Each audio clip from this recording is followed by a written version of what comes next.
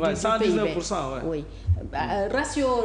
dette sur PIB oui loolu laa doon wax Adama Fall ci wàllu économie yëg nga ne waa PASTEF ñu ngi avancer ñu ngi def ay jéego pour respecter promesses yi ñu defoon. Bon su nekkee dañ ko xool ci askan bi ni muy dundee par rapport à la conjoncture. amul benn jéego solutions annoncées aussi aux perspectives. waaw perspective c'est-à-dire amul jéego parce que askan bi mi ngi souffrir mi ngi dund métit bu grave, mais waxoon naa ko fii il faut comprendre la situation parce que ils veulent tout balayer. Ils ont une nouvelle vision économique, ils ont une nouvelle vision des finances et comment faire la politique financière, économique ak yooyu am nañ vision bu bees. Maintenant pour installer ko ça va prendre du temps, n'est-ce pas?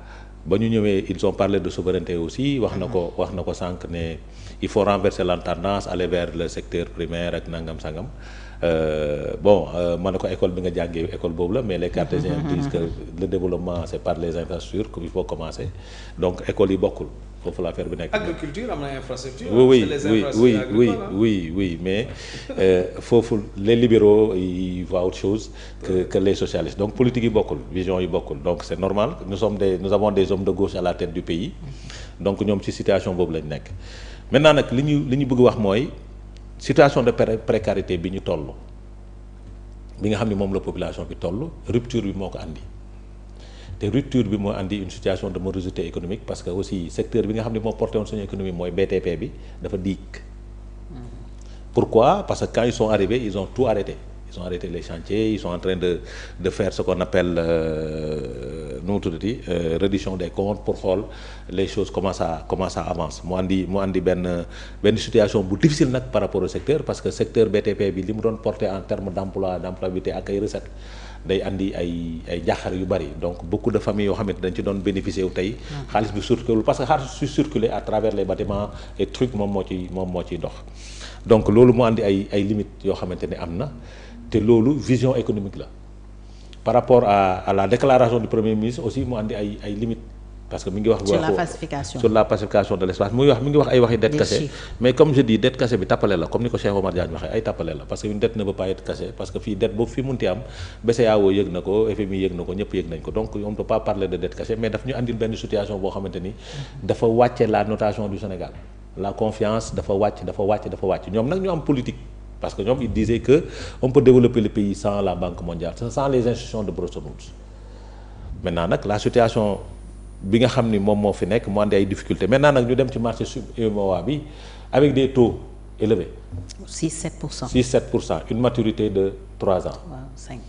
n'est-ce pas de 3 ans boo xamante ni 2028 lay yem mais situation boobu peut-être c'est voulu pour pouvoir payer une dette boo xamante ni moo fi nekk mais quand tu payes une dette da ngay yokk dette bi moo tax dette bi jóge ci 100 toll ci 119% du PIB boobu ay situation la maintenant nag. suñ ñëwee sur le déficit budgétaire bi là présentement c'est énorme. Combien? Nous sommes à 4000 et quelques milliards. Si. Le déficit c'est 1700 milliards. Non. Les 4400 milliards. Non, bàyyi ma terminer. Plus les 2500 prévus. De quoi? Pour dans la loi de finances rectificative. Non. Si. Déficit budgétaire. Si. C'est 1695 non, pour l'année. Ouais, bàyyi ma terminer. Ça c'est pour l'année 2024.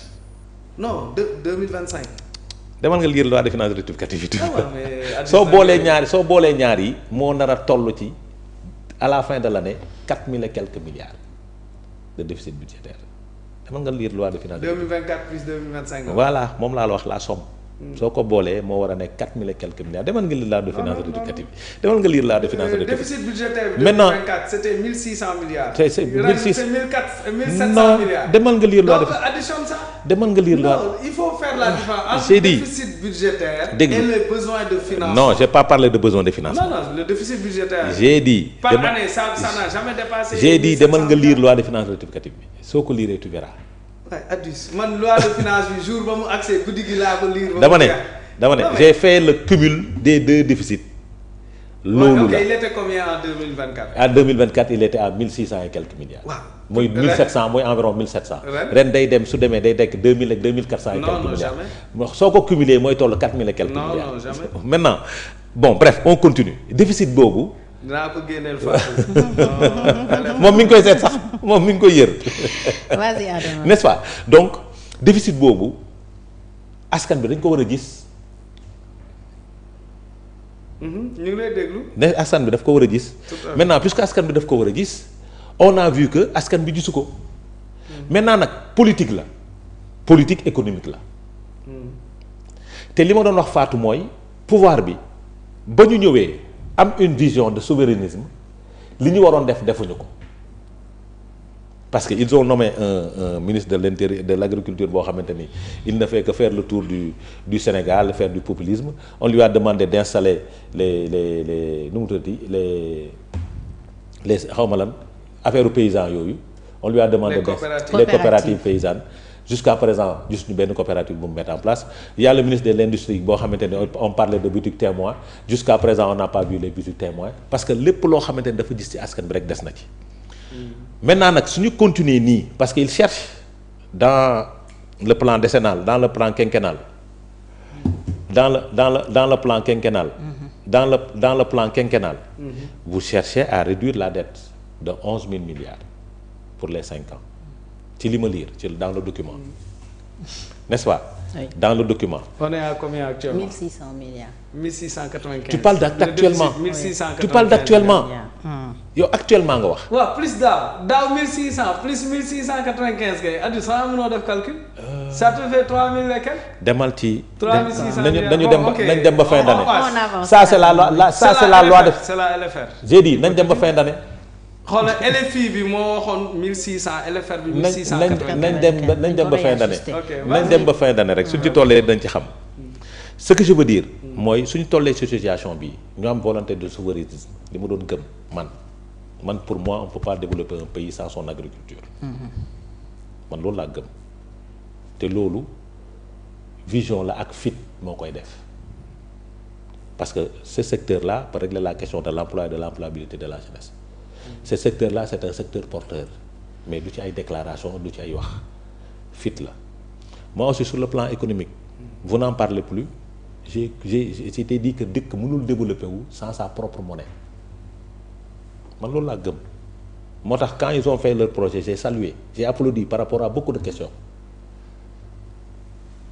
à la souveraineté monétaire. Et jusqu'à présent aujourd'hui ils n'en parlent plus je ne comprends pas pourquoi parce que man philosophie boobu laa am amul benn non on en parle plus on en parle plus on en parle plus on est dans un cadre régional il y a une solution régionale moom la ñu préconiser ils attendent non parce que la CEDEAO l'UEMOA parle de l'éco l'UEMOA parle de j'ai dit l'UEMOA parle de l'éco mais pour man le développement de notre pays doit commencer la souveraineté monétaire dafa war a am parce que réew yu fi développé yépp ci souveraineté monétaire la ñu doon beneen mbir man dama gëm ni pour réew mi développer il faut ñu tëj suñu réew faire comme la Chine parce que la Chine l'a réussi tey moo tax ñu togg fi ñu toll. tëj comment? Oui. Il faut ça plus explicite. Oui. Nous sommes dans un monde d'ouverture. Oui, la Chine était. Moi, ça m'étonne que. La Chine était dans. J'ai dit. Toutes les doctrines économiques disent qu'il faut s'ouvrir. Non, j'ai dit non, attention. Vas-y. ba ñu tollee dans le cadre de la mondialisation la ñu doog wax ouverture. Actuellement là. Oui moom laa wax bañ ci tollee. Actuellement le monde est à l'ouverture. bañ ci tollee parce que. sa pétrole sa gaz kan moo koy utiliser. Oui c'est parce qu'on n'avait pas les ressources nécessaires. Mais actuellement là. J'ai dit c'est parce qu'on n'avait pas les ressources nécessaires. Sans fermer. Yow tu n'as pas d'argent nécessaire.